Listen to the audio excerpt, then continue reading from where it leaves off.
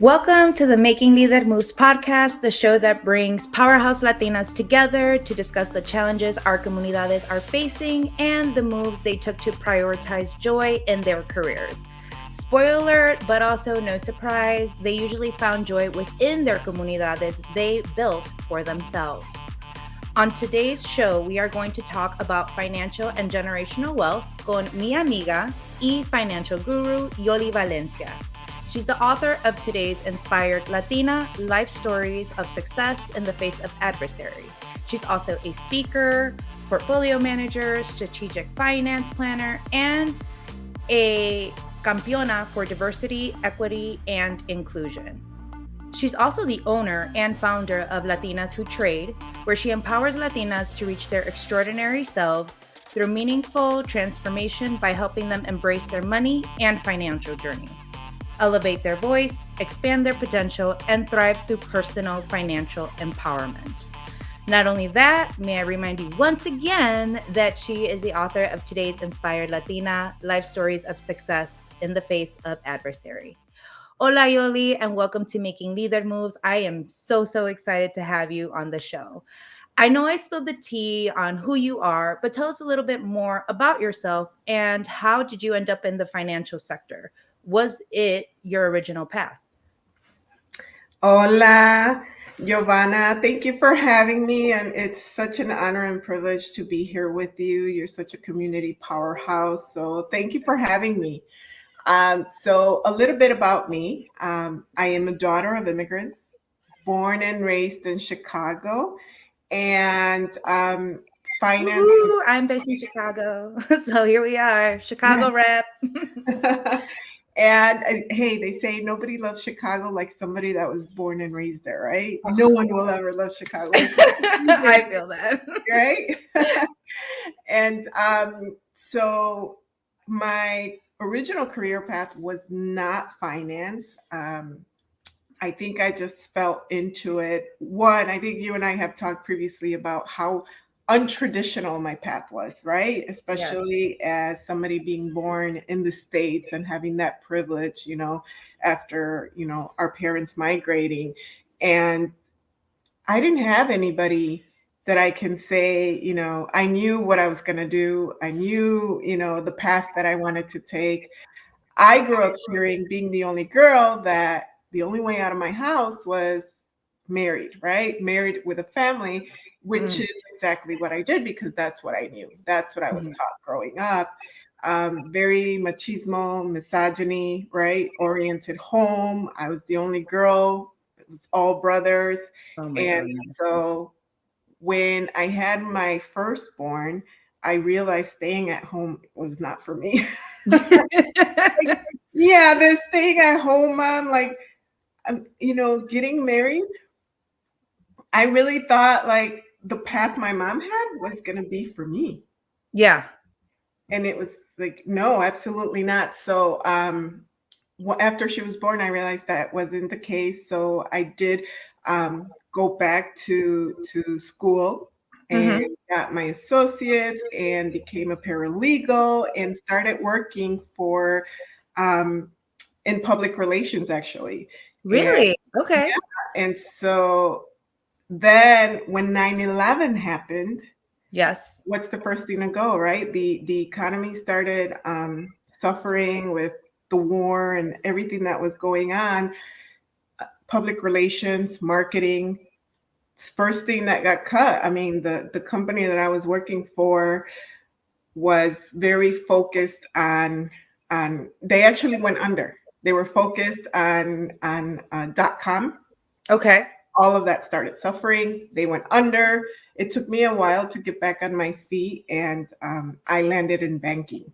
So I can say that like working in the bank for 17 years was really where my career took off.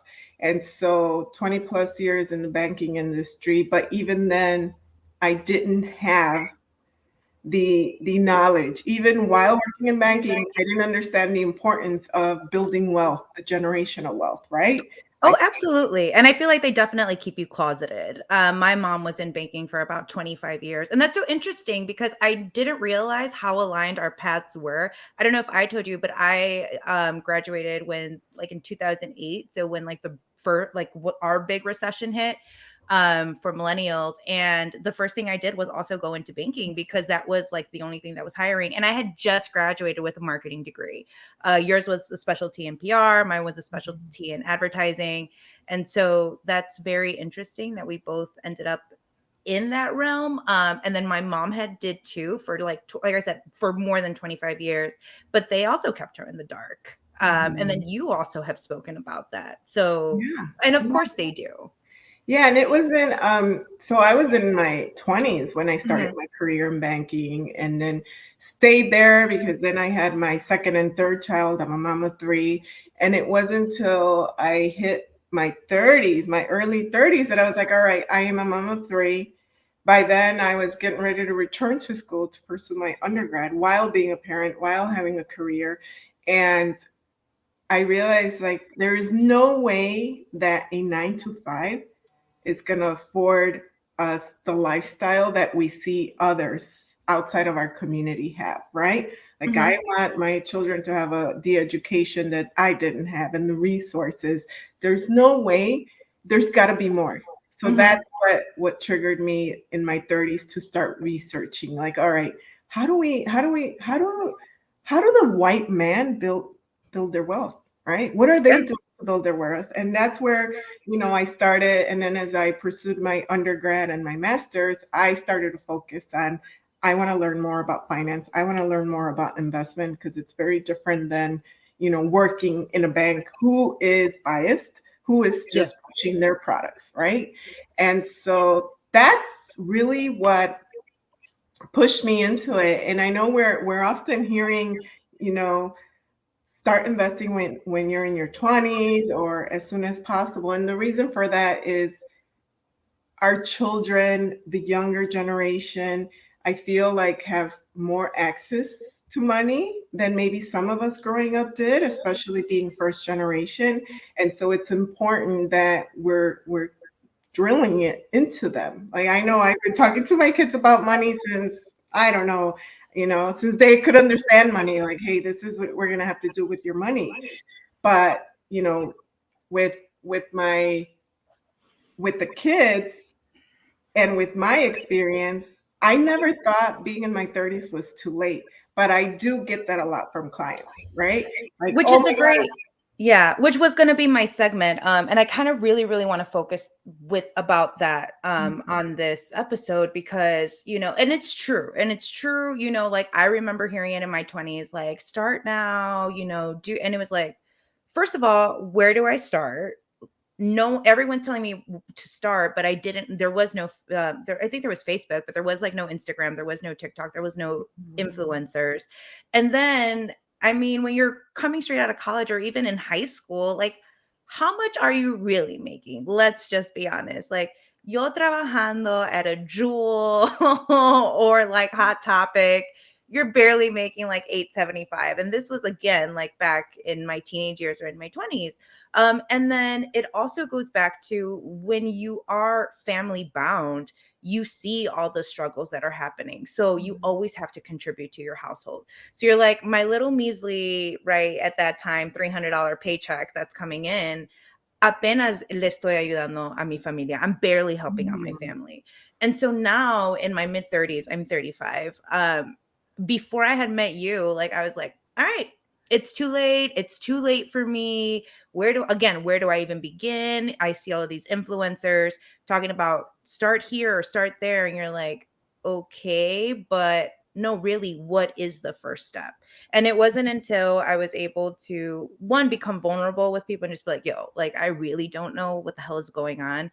But two, having people in the community like yourself and others that literally take us by the hand and show us what it looks like. And so I just really, really, at the end of this episode, want to give the Latina community hope to be like, just because you're 35 plus or because you're in your early 30s doesn't mean that it's too late. Like, you still have time. Time is not your enemy on this one. And you can still go. So thank you for like shouting that out. Thank you for bringing that out. And I'm so excited to talk about it. Yeah, absolutely. And one thing I do want to mention, you mentioned, us growing up, etc. I'm going to age myself, but when I started doing my research, right, 10 years ago, let's say, there wasn't a lot of us in the community talking about dinero. We That's didn't true. have the Latinistas and the We All Girls and the communities that exist today. We didn't have Zoom, Zoom was an amazing technology wave that we all got on or got pushed on because of COVID, right? Mm-hmm.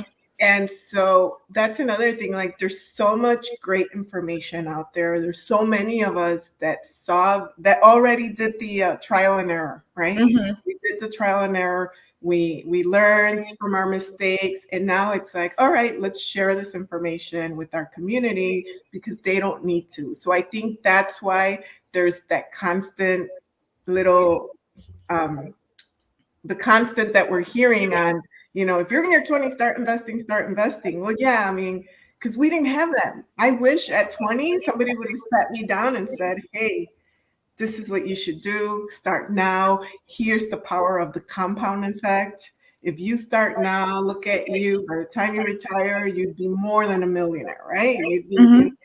And this is information. There isn't, but also it's important that we highlight that it's never too late, right? Mm-hmm. There's a quote. One of my favorite quotes is, when is the best time to plant a tree? Okay. Time to plant a tree was yesterday, because today somebody's enjoying that shade, right? The Someone's next, enjoying that shade and the fruit coming from the tree. right? Yeah. Yeah, it's Absolutely. true. And the next best time is today. And the same applies for, your financial management, your planning. It's never too late. I have clients that are in their late 60s, early 60s, late 50s, who have never even contributed to a 401k plan. No type of retirement fund. And with those, we might need to consider things differently. Mm-hmm. But there are still opportunities for them to set something in play, right? Mm-hmm. So imagine somebody in their 30s. It's like, oh my God, like, you have all the time in the world, really, once you start looking at how our Americans, especially, lack the debt planning and the resources and tools that are available for you to start planning and understanding that it's never too late. And so I have a question about that, because I know, like, when I was in my 20s, and I kind of just talked about it, like helping out La Familia or like having to get groceries, right? So when I had left, I would probably only had like 150, and like, let's be honest, I was doing my acrylic nails. That's fine. But I was always like, oh, okay, I need to have X amount in order to even just start investing. I can't invest with the extra $50 I had or Mhm. the extra $20 that I had. And now it's kicking me in the rear, but it is what it is, because Mhm. again, like, I've started and I feel fine. I feel great about, me starting. But can you give us a little bit more information on, like, you don't have to be, oh, I at least need 250 to start. I can start Right. today with like $10. Absolutely. Whether it's stocks trading, right? You can look at the cheaper stocks where $5 can buy you a stock. There, it does require research to go into that. But if you want to just stick to something safe, a Roth IRA is investing, Mhm. right? It's doing an index fund and doing your research. You can do that's a great option. And you can open a Roth IRA as long as you are employed. So, like, I have my 16-year-old daughter who just opened her Roth, because I was like, there's no way you're going to be blowing your check. And kids are making more than we ever made at 16, right? Yeah. And so on Jordans, and it's like, I would rather you buy Nike stock than buy Jordans, but that's an argument for Mm. another day, right? But that's true. Like, that's a great way to put it. Like, yeah, you can get the newest iPhone or like the newest tablet, but what if you do invest? Not like, do you really have to get those Jordans, and or can you just get like the $30 Nikes at the Nike outlet or like the $50 Nikes at the outlet and then put the rest in Nike stock. Like that's such a great way to put it. Yeah. A great way to reframe it.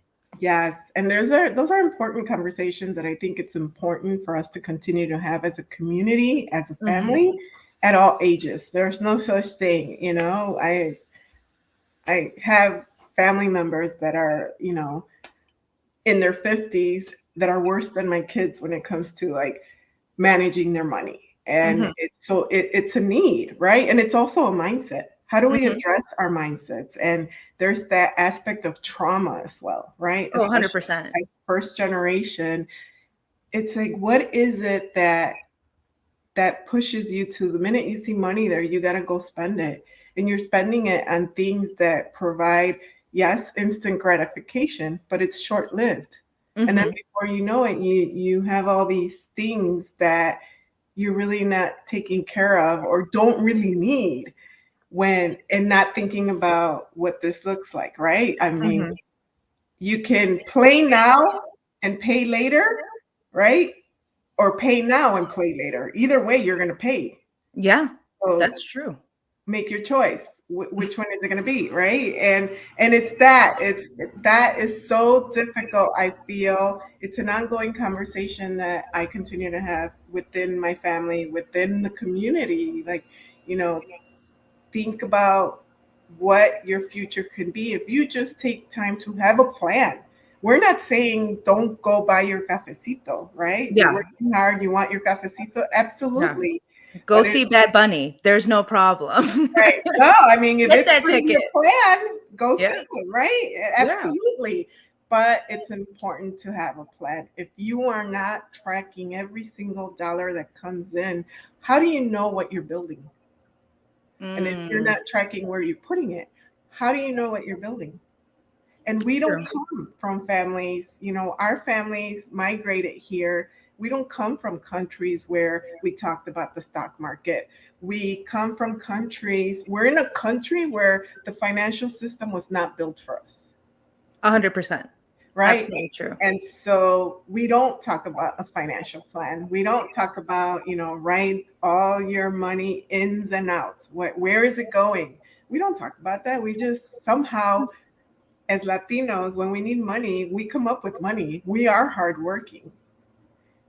But we also spend it that way because we lack the education and the literacy of the opportunities and understanding of, look, just put $100 away a month in your 20s, in your 30s, and, you know, you'd be set, right? Yeah. Set it and forget it almost. Yeah. No, it's very true. It's very true. And I feel like, you know, it's always like, oh, Dios sabrá. And you're like, that's cool. Like, I'm not saying he won't, but I also need to be proactive. And so that kind of jumps into the next question that I have. Name like the top 3 most crucial moves that we should make now, as in today, to help build that wealth. Like I know for me, what was one of mine was the budget sheet that you gave me. And I'm not gonna lie, for like the first 48 hours, I was like, let me pretend that I don't see it. Let me just because I was nervous. I was nervous about the habits that I knew I had, and I didn't want them to be thrown in my face.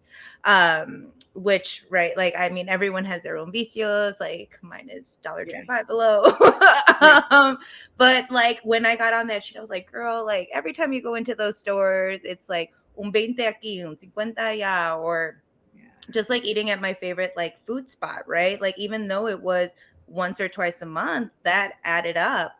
And so I guess the question is like, what do you think are the 3 moves that someone can do today to help build that generational wealth, whether it's for themselves or for their family? Yeah. Number one, the one thing that I always bring up is let's talk about it. Okay. And I know, and it doesn't have to be like, for me, I talk about it out in the public, but do I really turn around and talk about it with my family? Probably not, because I know they're so set in their ways and they need to work on their mindset first. Right? And coming from me, it's just, well, you know how family is. It's sometimes it's just, bickering and arguing. And it's one of those where it's one of those hills that I've decided I'm not going to climb, right? And it's also when it comes to family, it's not until they really see everything you've accomplished, hopefully it won't be too late, but that they're like, oh my God. But not until then, as you're going through the process, it's like, they're just waiting to see when are you going to fail, right?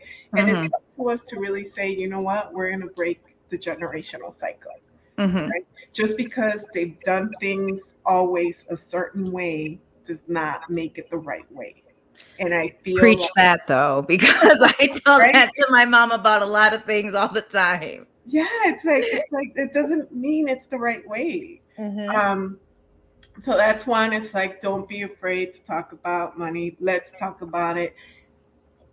Before you know it, you'll realize that all of us are dealing with stress when it comes to money, dealing with learning, right? There's no, like, we weren't born with a chip that says this is the financial chip and we're going to input it in this person. It's like we've all had to figure it out. We've all, done whatever we need. We've all changed our mindset. I, at one point, got into credit card debt. And to me, it was like, I need retail therapy. I need retail therapy. And then after I moved and started to realize, oh my God, where did I get all this stuff from? Like, don't talk to me about shopping. And I think also the pandemic, I was like, I'm not going to the store to deal with people. So that's been helping me in a way. That's one of the pros that came out of the pandemic. So talk about money. The next one is absolutely do a plan. Track all your expenses. I know some people don't want to call it a budget. Okay, don't call it a budget, but track. Track all your ins and outs. All the money coming in and all the money going out. Because again, if you're not tracking, how do you know what you're building? Right? Sure. And then the last one is, continue to see ways, how can you increase your income? We live in a society where a 9 to 5 is not enough, right? And there are many different ways, thanks to technology, to increase your income. If you're somebody that's great in producing, digital design, marketing materials, I mean, I've seen people make crazy monies just by uploading templates on Etsy, right? So there's definitely many different ways. I know you said 3, and then the other one would be if you already are employed, make sure that you are taking advantage of the, so that's number 4, take advantage of the retirement benefits that your employer has. If you're being offered a 401k, make sure that you are well versed in what those benefits are, what they're offering. Many companies offer a match. Do not leave money on the table. For example, my company offers 5%, so I make sure that I'm at least hitting that 5%. Because if I'm getting 5%, I want the 5% they're going to give me. It's free money. Yeah. Right? And if you're self-employed or they don't offer any of that, look into opening a Roth IRA. You can open it with as little as contributing $25 a month. I would challenge people to at least do $100 a month. Okay. Awesome. Love all of the tidbits and knowledge that we are getting here today. Here at Making Leader Moves, we love normalizing failure. It's kind of our thing to be a human being here. So can you tell me a recent failure and how you kept focus on your goals? Recent. I wouldn't say so much recent, but one of the failures that has really, really stuck with me, and I actually just addressed this with a coach that I was working with, was getting married so young. Okay. I think that up until now, it's been something that I've been carrying. It's been like the monkey on my shoulders, where it's what I knew, but I had resentment that I actually did it, right? Often thinking like, oh my God, if I had been strong enough, like I would have known, right? To just had continue to pursue school, because when I graduated high school, I actually had gotten a full ride to UIC. And it was never celebrated, never anything. It was just like, no. It wasn't even acknowledged. No, it wasn't even acknowledged. And those are things that I see as huge failures that up until recently I've had to address and Mhm. get to work on that resentment that I had. Yeah. Because I saw it as, you know, I I didn't fight hard enough Mhm. against how I was being raised, Mhm. right? Or I should have known, and what this would have meant for my future, my kids, right? Had I fought a little bit harder, I probably would be a millionaire now, like full blown, and and you start thinking about all the different pathways that what could have been. Mhm. And I think in our community we have a lot of that. It is very important that we do take the time to address trauma, because if we don't address it, we start accepting it and seeing it as it's part of the culture. It's not. It's trauma we haven't addressed. Oh, And I I think love that. I love that, and that's true. But you know what? First of all, congratulations to you to stepping up and getting out of your comfort zone and facing that trauma head on, because that alone takes a lot of courage and vulnerability. And seeing yourself on the other side. Yes, there's nothing that you can do about the time past, right? Like even right, there's things that I wish that I would have done in my 20s that like now I'm like, damn. But the beauty of all of it is that you do have 3 kids and you're letting them know that yeah, marriage is cool, it's an option, but it's not the only option. And you can live your life how you want to. And the fact that you're breaking that and it ends with you, I mean, hats off to you. Like, un aplauso para Yoly, because that's a lot. That's a lot. And you could have kept that cynical cycle and you chose to break it for your family. So we love that here for you. I love that. Thank you. No, I mean, and we could make a whole podcast just on this, Um, right? we can definitely have you back and we can talk about that because Trauma. I'm all Yeah, about it. I'm all about absolutely. breaking the generational some of the stigma that we have and the failures that we have within our culture. So my next question to you is, what communities do you find helpful to break the stigma of speaking on wealth within the Latino or Latina community? I know you have Latinas Who Trade, you have your own platform to help break the stigma, but are there any other ones that you would like to amplify or talk about that Yeah. have helped you on your journey as well? Absolutely. So one that I'm very involved is the Latinista. And Mhm, the Latinista launched, oh my goodness, I think 4 or 5 years ago in Chicago, but they started in New York and then mhm, spread out nationally. So they have chapters throughout. But I remember when the Latinista grant, the launch was going to occur in Chicago. It was mhm. the same day as the Women's March was happening across the US in all the major cities. I remember it was like a cold January day. And there were so many of us that showed up to the launch, and it just really highlighted what we've all been needing, right? Mhm. This community of like-minded Latinas where we really want to empower and support each other and see how we can extend a hand to each other. Perhaps there's something I can offer you to help you, and vice versa, right? And I prior to the Latinista coming to Chicago, we hadn't seen that. Mhm. And then fast forward to today, there's so many platforms, right? There's so many organizations. You have We All Grow, right? We have the Latina Empire, the Latina Pro.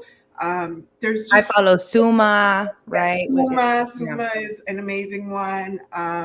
A friend out in the West Coast, Say Hola Wealth.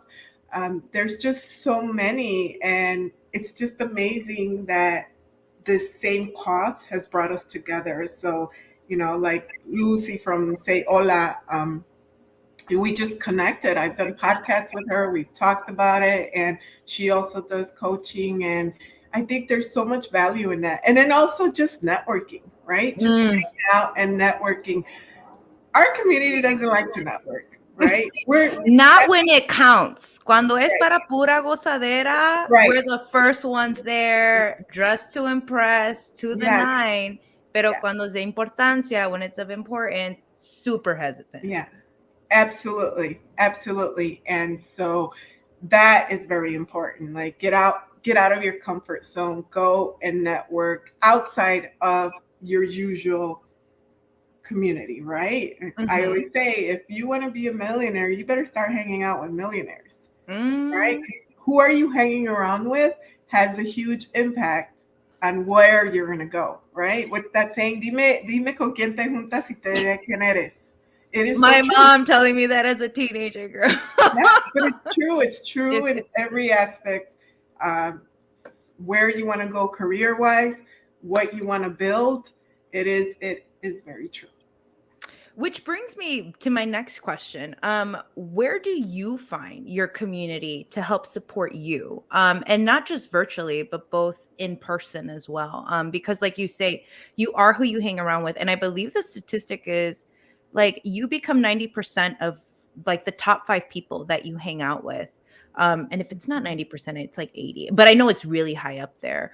So, obviously you're on your journey to become the first millionaire in your family. That's something that you've been very vocal about. You help other Latinos within the community, help them reach to their millionaire goal.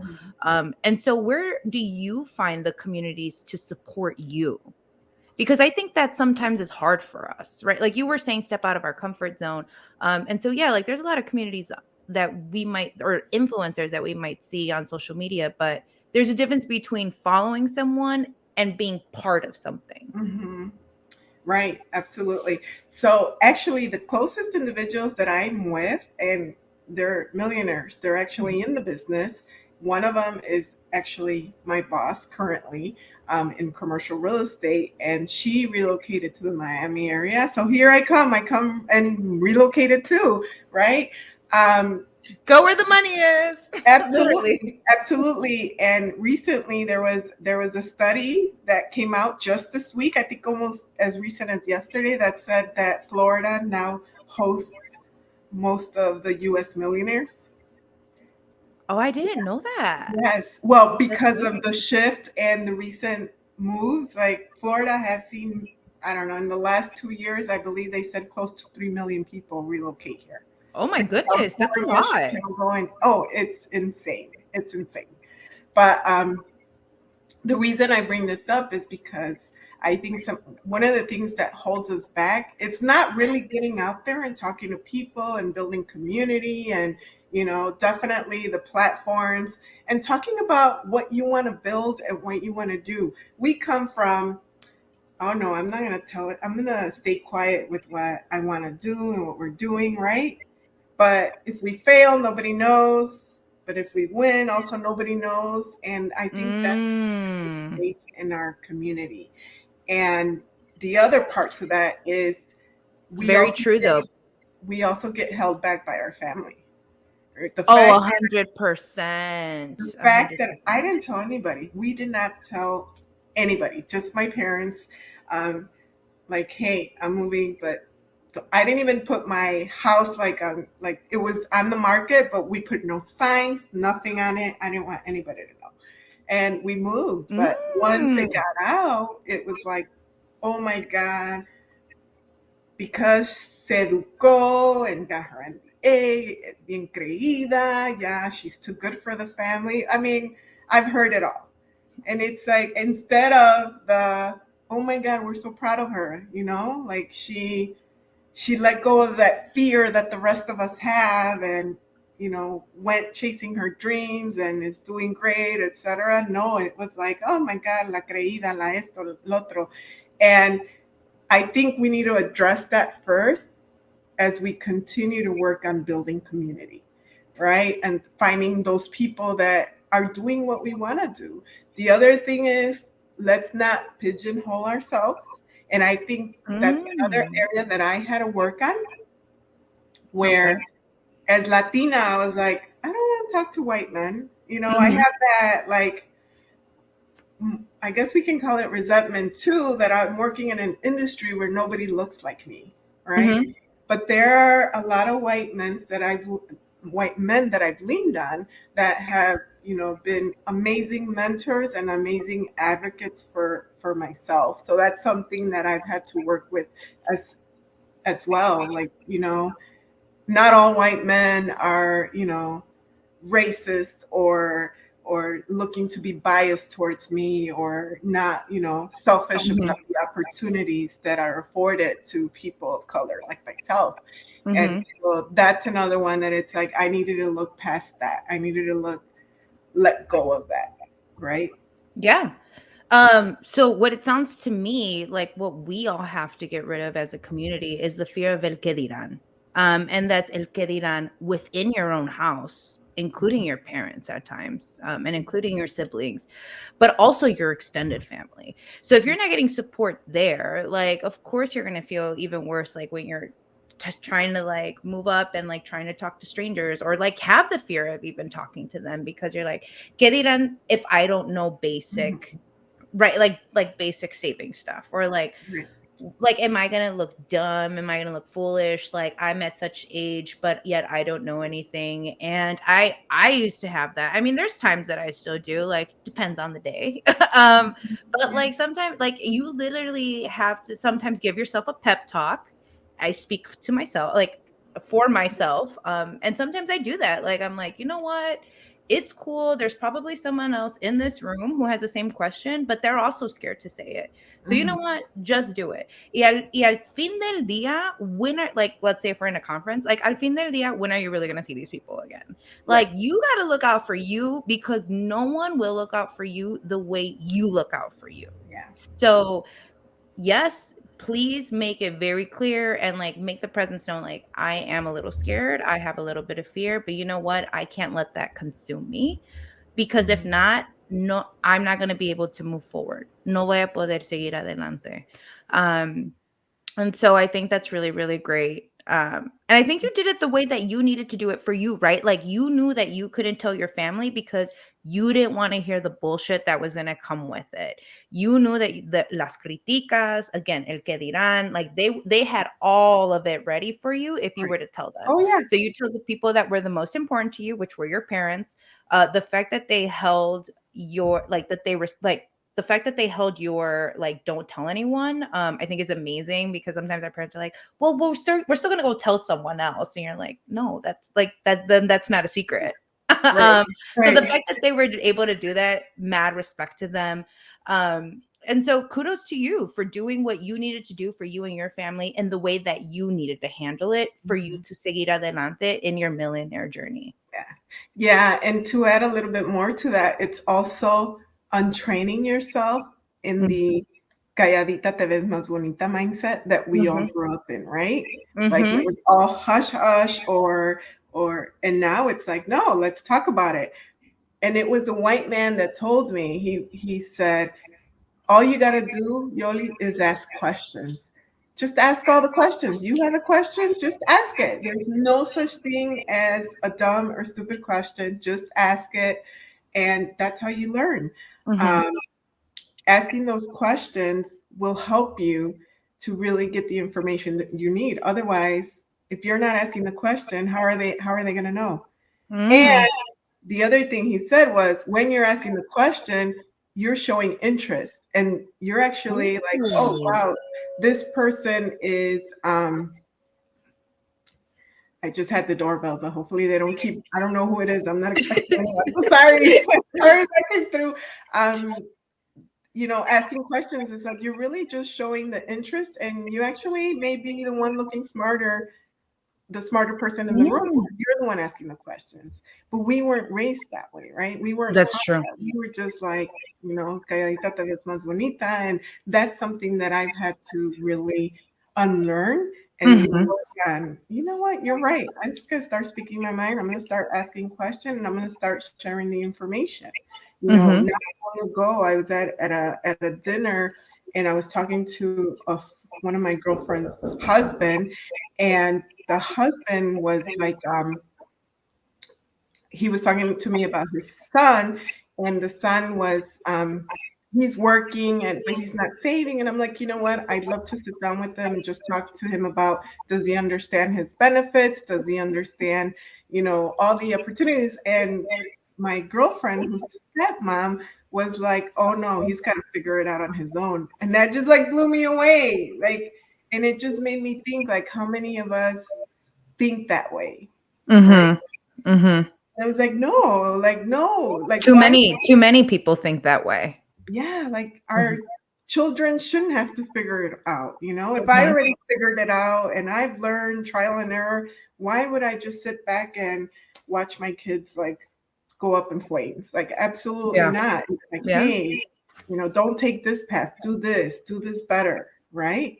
Yeah. And so, so there's a lot there that we got to work on to be able to get out there and build that community to support us. And I will say that I found community in where I least expected it, right? Where it was friends, whether it was career, the white man, it's been there, but we also have to be willing to receive it. And that's another area that I had to work on. It sounds, and that's just a lifelong journey, is just being able to receive and then just really, really digging deep down and like seeing where the trauma even comes from, and then being like, it's okay to move forward in a different way that family has. And so it sounds like you've been doing an excellent job on that journey. Right. All right. So on every episode, we ask our guests to recommend a book for our líderes. Can you tell us a little bit about the book that you have, Today's Inspired Latina: Life Stories of Success in the Face of Adversity? What is it all about? So it's actually an anthology. Okay. So there are 10 volumes. Last year in 2022, volume number 10 was published. I'm in volume 9, so I'm a co-author. And it was the publisher, Fig Factor Media, owned by a close friend of mine, Jackie Camacho Ruiz. Not sure if you're familiar with her, but she's like, she just decided to create the space where individuals like yourself and I can talk about our stories, right? We all have a story to tell, and there's so much power in that story, and that's what it is. If you pick up, I think I've read almost all of them, and very inspiring how there's so many similarities, but then also so many struggles that are made up in our community.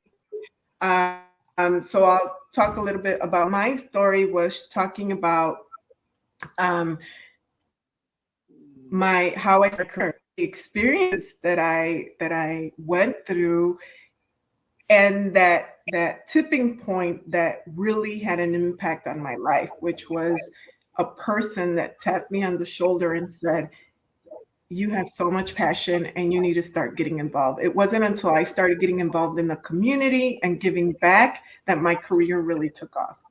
Because I was very heads down, coming to the bed, doing my work, focused on going home to my family.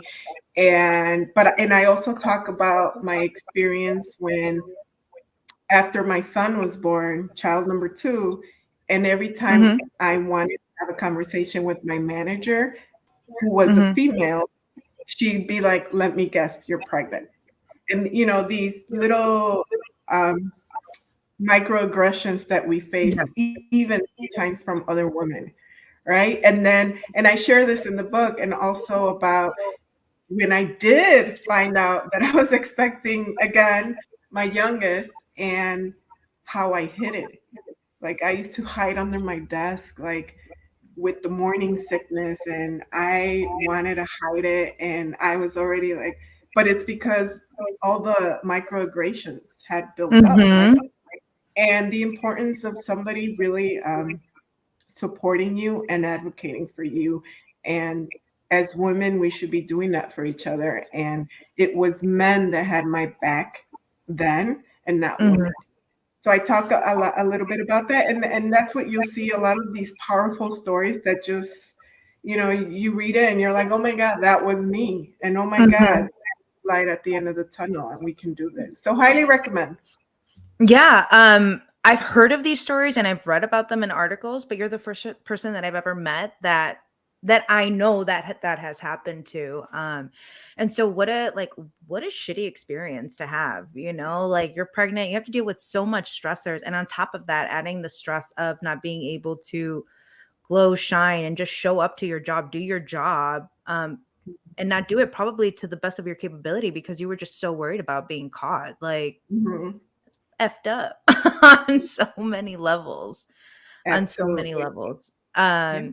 So we actually have time for two more questions, which I'm really excited about because this one I didn't put on the questionnaire that I had for you. But going back into like savings and stuff, you had talked about how, because I remember I had told you like, hey, I'm starting my own business, like, and when you first start off as your business, like you're putting a lot of finance to back it up in it, and the revenue that you make sometimes like isn't what you had expected, or sometimes is lower than what you had hoped for and anticipated for.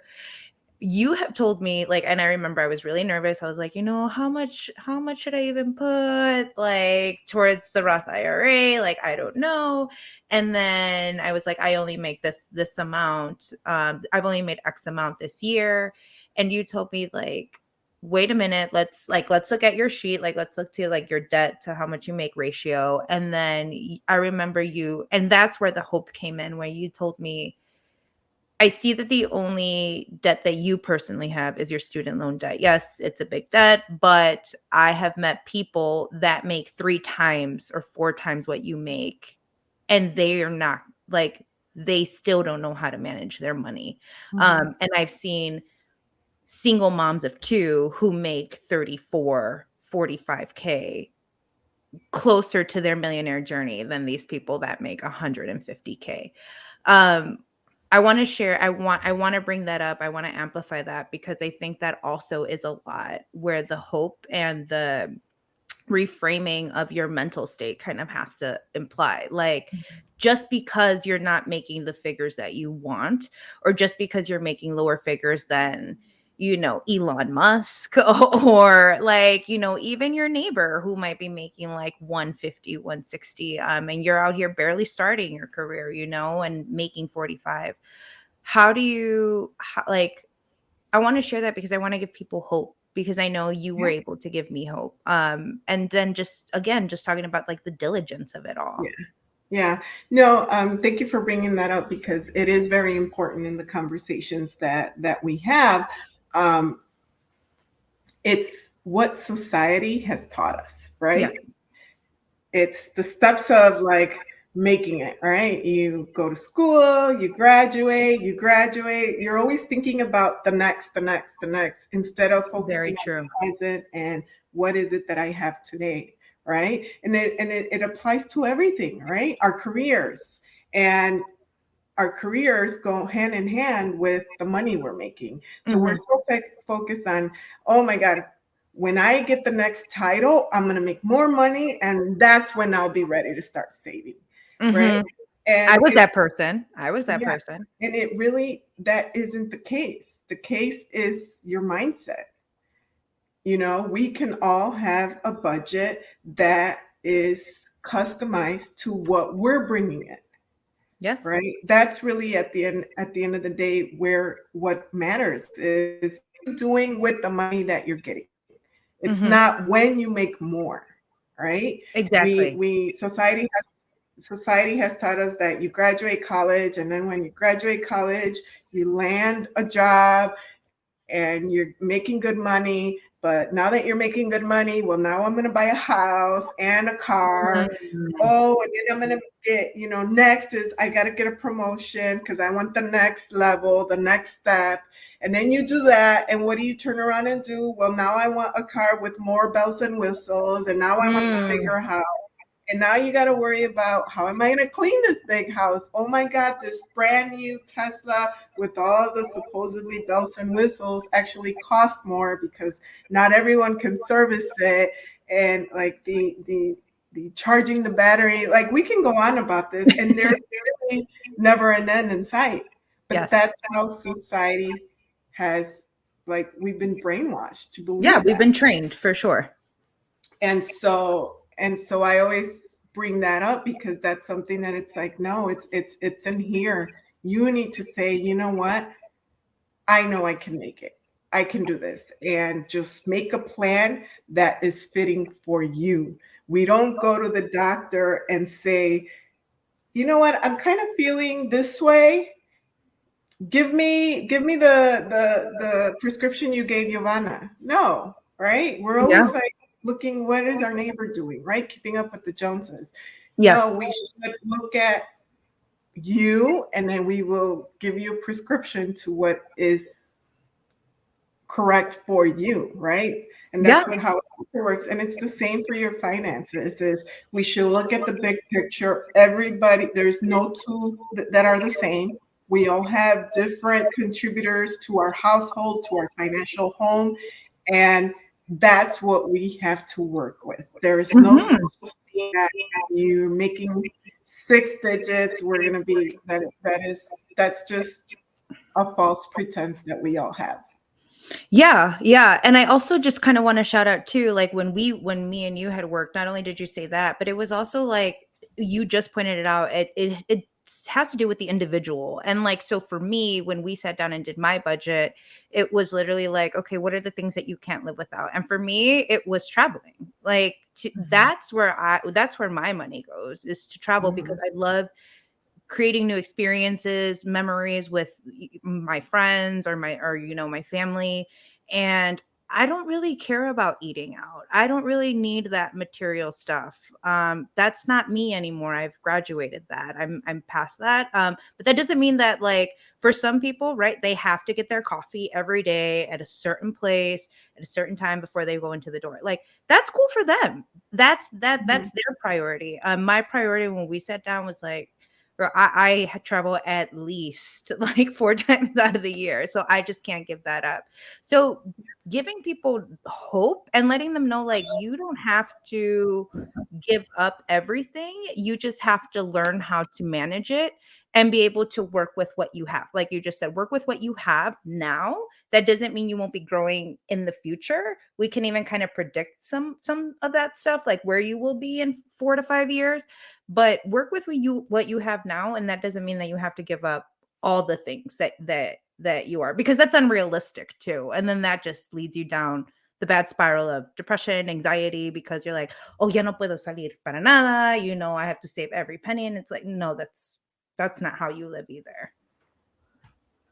Yeah. um Okay. And so last question that we have for you.